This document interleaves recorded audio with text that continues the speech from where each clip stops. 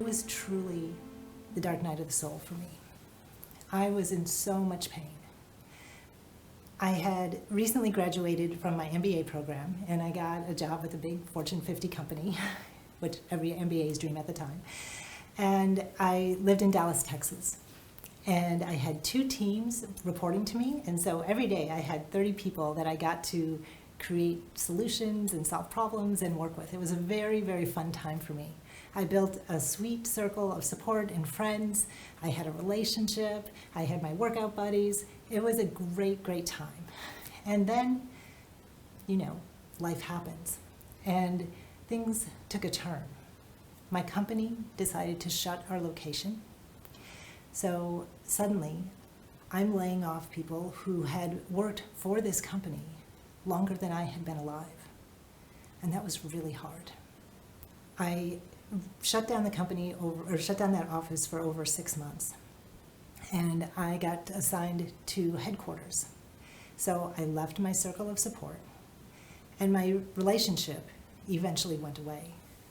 My older brother, Mark, who had been living in a healthy way with HIV, was diagnosed with AIDS.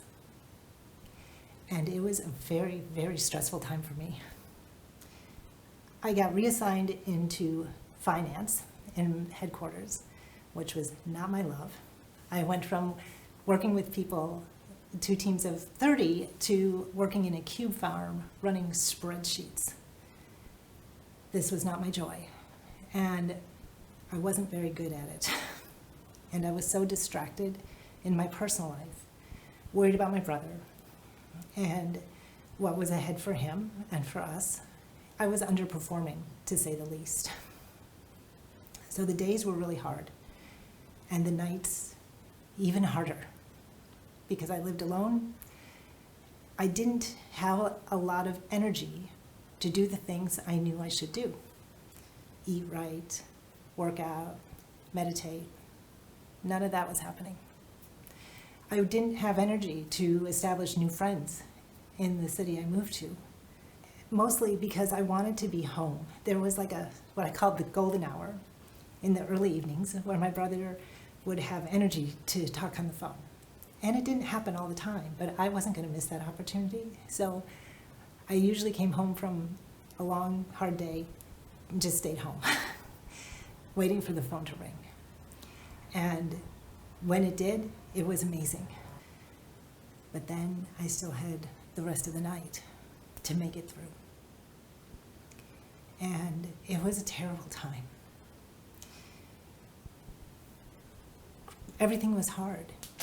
Everything was hard. Grocery shopping was hard. Laundry was hard. Everything was hard. And how that showed up was in isolation. I wasn't socially supported. Professionally, I felt like I was kind of tanking, although my company was very compassionate with me. And personally, my relationship was over. And physically, I was so stressed that my body was in so much pain. I was seeing a chiropractor twice a day. So you can imagine, people noticed I wasn't at my best. And one day a colleague in my cube farm came to me and said, I signed up for a meditation program. I think you should come with me. It's on Wednesday night, and I'll drive. We can leave from here. And that little sentence of I'll drive was everything, because I didn't have energy to figure out how to find a new location. It wasn't like I didn't have a meditation practice. I did. Allegedly, I wasn't doing it. But I knew I didn't have enough energy to find a new location in town. I didn't have access to explore new places. That just wasn't even available to me. But the fact that I could go to work and he could go forward and take me to the next location was everything. And so I did. I signed up for that meditation class. And so things got better. It wasn't instant. It wasn't like a switch.